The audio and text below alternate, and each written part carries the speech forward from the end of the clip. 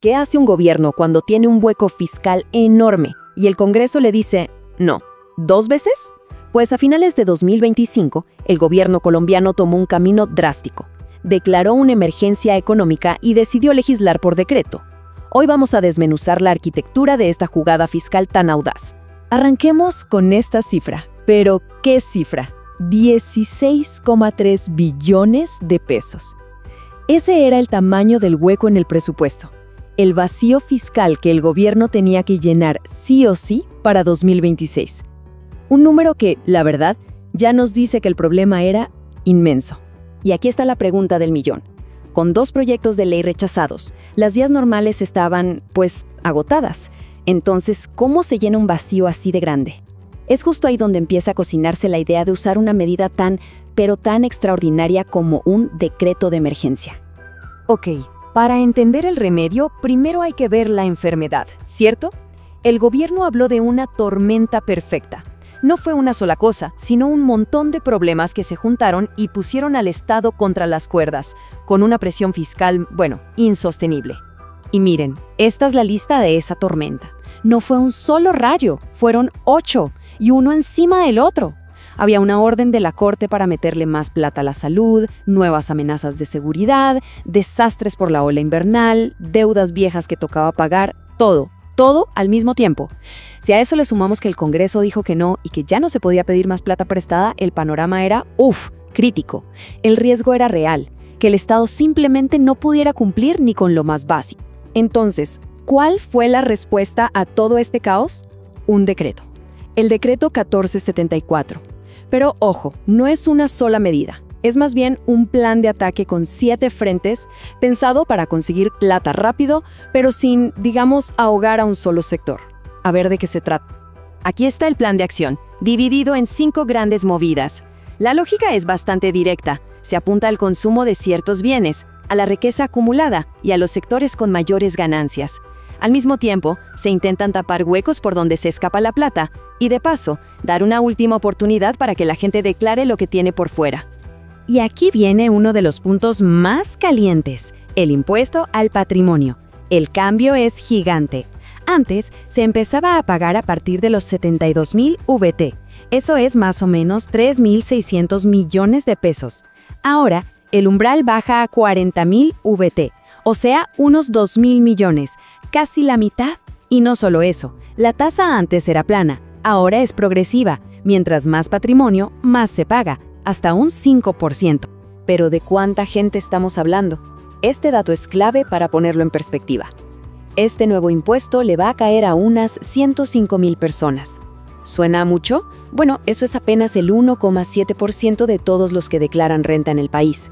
La idea, clarísima, era apuntarle al grupo con, como se dice, más músculo financiero. Sigamos, porque hay más. Hay otros 2 cambios importantes. Por un lado, ¡pum!, se triplica la sobretasa al sector financiero. Pasa de 5 a 15 puntos extra. Y por otro, se le pone el ojo a las compras por Internet. ¿Recuerdan ese límite de $200 para traer cosas sin pagar IVA? Bueno, ahora baja a $50. Eso va a cambiar las reglas del juego para las compras en tiendas internacionales, sin duda. Listo, ya vimos el qué, o sea, las medidas. Ahora vamos al por qué. ¿Cuál es la defensa del gobierno? ¿Qué efectos positivos se esperaban con todo esto, más allá de solo llenar la caja? Y aquí hay un argumento bien interesante. La idea de ponerle impuestos a cosas como el alcohol y el tabaco tiene un doble propósito. Claro, recaudar plata, pero también es una herramienta de salud pública. Los economistas le llaman corregir externalidades negativas. Piénsenlo. Según la OMS, el alcohol causa 2,6 millones de muertes al año. Eso tiene un costo social altísimo. La lógica es que el precio de esos productos debería reflejar ese costo para la sociedad. Y ojo, que esto no es un experimento en el aire. Ya se hizo en Colombia y funcionó. Miren el gráfico. En 2016 se le subió el impuesto a los cigarrillos un 100%. ¿El resultado?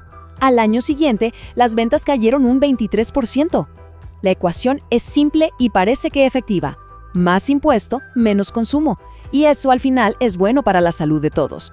En resumen, el gran argumento a favor del decreto es este: buscar que el sistema de impuestos sea más justo, más progresivo. En teoría, si la carga principal cae sobre el patrimonio, sobre el sector financiero y sobre los bienes de lujo, pues el peso se traslada a quienes más pueden pagarlo. Es en esencia usar los impuestos como una herramienta para intentar nivelar un poco la cancha. Pero bueno, como en toda historia, hay otra cara de la moneda. Toda medida de este tamaño tiene sus peros y sus riesgos. Así que ahora vamos a darle la vuelta y a ver qué dicen las críticas y cuáles son los posibles efectos negativos que nadie quería. Y empecemos con otro número, pero este tiene un rostro humano detrás. 1.6 millones. Esa es la gente que trabaja en la economía de la noche, en bares, restaurantes, hoteles, todo el sector de la hospitalidad. Un sector que apenas estaba levantando del golpe de la pandemia y que, seamos sinceros, vive al día. Y esta frase de la chef Leonor Espinosa resume perfectamente la preocupación. El argumento es claro.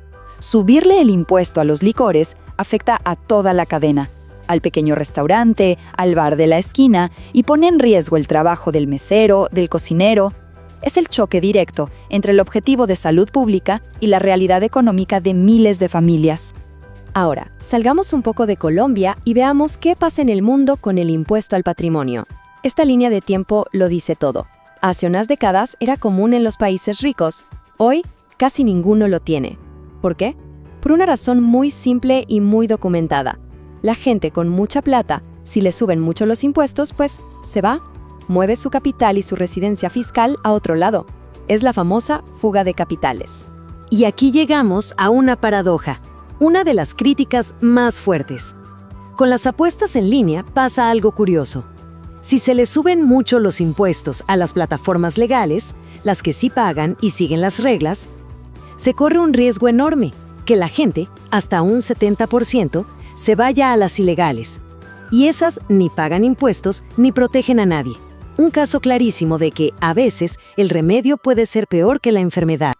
Y de nuevo, no es solo una teoría, ya pasó. Este gráfico lo muestra. Hubo un intento de hacer algo parecido antes, se querían recaudar más, pero al subir el impuesto, el recaudo bajó un 30%. Es la prueba de que una buena intención no garantiza un buen resultado, sobre todo en economía.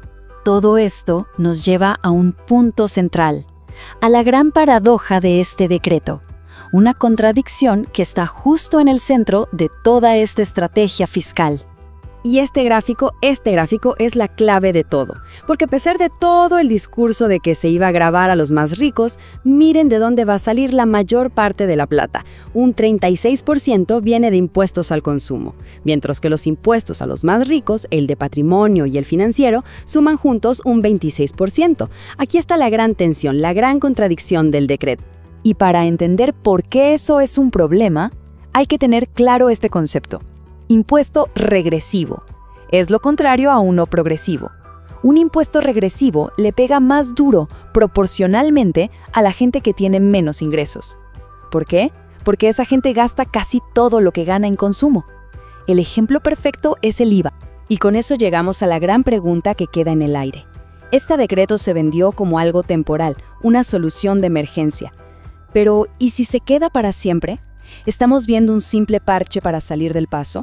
¿O es una falla más profunda que, con todas y sus buenas intenciones, termina haciendo que el sistema dependa todavía más de los impuestos que pagan todos, especialmente los que menos tienen? La respuesta a eso, esa respuesta definirá el verdadero legado de esta apuesta de billones de pesos.